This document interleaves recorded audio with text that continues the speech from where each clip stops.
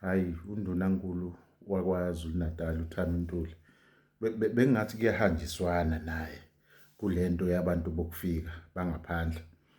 Angazi kwenzekeni manje noma kube kwavukwa ukuba uhulumeni. Nangijika manje ethi alikho izwe elingenabo abantu bokufika. Inkulumo ayimile kanjalo, singayishintsha endleleni. Sithe thina labantu abagcwele la abekho, abanama-document, abanamaphepha abaletha la eSouth Africa, futhi abanaso esinye isizathu ngaphandle kokuclaima noma ukucabanga ukuthi iSouth Africa izwe lingabondla bona ngekhathi bona bebhizi bebhidliza amazwe abo. Banalento yokuthi kuzofanele silingane ngokubhidliza amazwe ethu. Banomona naleli zwe leli ngoba bona beyibhidlizele. Wonke umuntu ulitholile ithuba lokwakha izwe lakhe. Kodwa bona abayimiselanga futhi nokulungisa uhulumeni babo. Ukuthi ngisho ama-president abo alashwa la eSouth Africa.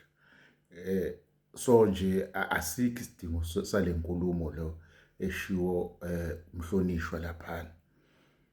Izolo-ke noma ungqongqoshe lo wezobulungiswa umakoti wethu lapha kwaZulu Natal, uMamloko Kubayi, uhlangabezene nenye imbibizana futhi umuntu ufanele ayijabulele lento eyenzekelile yokuthi ayibonele labantu ubuhlaza babo bangaphandle, isikakhulukazi laba baseNigeria. Ubethe lapha etheni isithangami sabeyindaba wangenwa impukane emlonyeni. Kunentatheli la ekhona la kulezi insuku eyaseNigeria. Iqale yaba impukane kwi-interview ebi 1-on-1 noJesinta uMangobese. Hayi, wayibeka endaweni yakhe-ke uMangobese-ke akawona umdlalo. Uyakhombisa futhi ukuthi ungaphezulu ngezinga kunalabo ngqongqoshe bethu laba abasiphethe lokubona izinto. Ingakho bengafisi ukuhlala naye phansi ngoba uzobaphenya ngempela uJesinta. Kuzovela ihlazo lokuthi ngikhona ePhalamende kodwa anginayo icapacity elingene ukuthi ngaba sePhalamende. Angikwazi ukuzivikela. Laphana kubonakele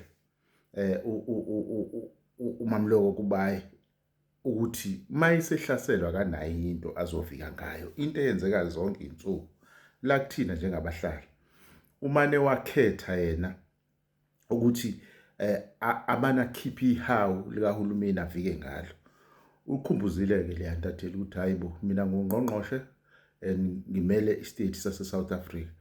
Manje-ke thina-ke njoba kunalento eshiwa nango Prime undunankulu wase-KZN ukuthi abadedele bangene emphakathini yethu benze noma yini. Uma ukhuluma ngemiphakathi yethu ukhuluma nathi ngempela, akakhulumi ngeyabi imiphakathi. Imiphakathi eSouth Africa ihlukene mbili. Khona lo semazingeni aphansi bese kuba khona lo abadlizambali laPondo. Uma belapha basuke beyisebenzi bayakwazi ukuyiphatha kahle. Yize ekugcineni-ke bebavezela ukuthi bawobabo namase bebantshontshela izamba zemali. Khona nomunye untombazane nje uhujwa kanzima kulenzo ukuthi uthathe ubucwebe obungaphezulu kwe-1,000,000. Umuntu akajabuleke ukuthi izinto ezinjengalezi izenzeka. Intatheli-ke le ikhala ngokuthi ibibuza ukuthi lento eshiwo omunye walapha ngaphakathi kwi-presidency uKhumbuzo Ntshavheni ukuthi uhulumeni waseNigeria ukuvezile ukuthi abantu laba asebebuyele ngale baseNigeria bacela ukunikwa impahla zabo zonke la eSouth Africa. Uhulumeni wala eSouth Africa-ke ubaphendulile. Uyamila kancane umgogodla kodwa awukho namanje. Kusakhona nje isithombe sawo. Uhulumeni akanawo umgogodla. Uyakuveza ukuthi hayi akho mpahla nayithola la. Le mpahla le enikhuluma ngayo. Le mpahla abazange bafike nayo futhi bayithole ngobugebengu. Uma ngabe siyithola thina sizoyi-auctiona sithathe leyo mali esiyitholayo sihambe siyolwisana nobugebengu. tholi imali la, ngitholi ma property, ngitholi lutho, full stop. Ilento ecasula ke lentatheli ke isibuza kabi. Nalapha kuJacinta yayenza leyo nto. Umthaniya uyaziwa ke umthaniya ke iqhawekazi lakwaZulu. Abangamazi bahamba bofunda umlando wakaZulu. Yeah, bambiza ngomthaniya bami abasondelene naye uJacinta. Wakwazi ukumelana nayo kanzima leya ntatheli, wayibeka ezingeni layo. Izolo ke kucishe yaze yakhishelwa ngaphandle ngoba ingaziphethe kahle. Bebehluleka futhi ukuyicontrola nokuyilawula. Lento isukela ekuthini uhulumeni wethu ukukhombisa enkulu inhlonipho kubantu baseNigeria edlula abantu base-South Africa. Siyakhumbula ukuthi ngomunye unyaka ikuyenzeka lento ukuthi omunye waseNigeria agwaza abulale umuntu wase-South Africa. Kwadingeka uCyril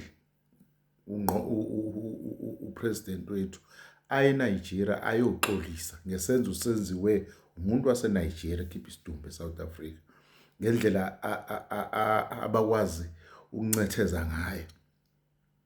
Ibona-ke abagibezeke bonke abantu bangaphandle emakhanda abantu base-South Africa ngokuthi bona baloke beyikhombisa lento ukuthi babahlonipha kakhulu. Esesifikile ke leso sikhathi sokuthi ukhongolose lo osijwayeze nalabantu uphume kwigovernment. Uzophuma ngazo zonke indlela nje ongayicabanga. Njengamanje ushaya ngebhaye yodwa. Siyakhumbula ukuthi no40%. Kuyacaca ama-election uma ngabe efika alandelayo uzobe ungasekho. Uzobe ungasewona uhulumeni. Into eclear leyo. Uhulumeni olandelayo kuyofanele ke alibeke izwe phambili nabahlali bezwe labo. ISouth Africa le ayiyona ifanele lento igqame ukuthi iSouth Africa le iyabantu base-South Africa. Iyizwe elizimele. Nabantu abakhona eSouth Africa abawumsinsi wase-South Africa elabo lelizwe. Asilisherishi nabanye abantu. Sengaba ke okunye okwenzakalayo. Yabonga.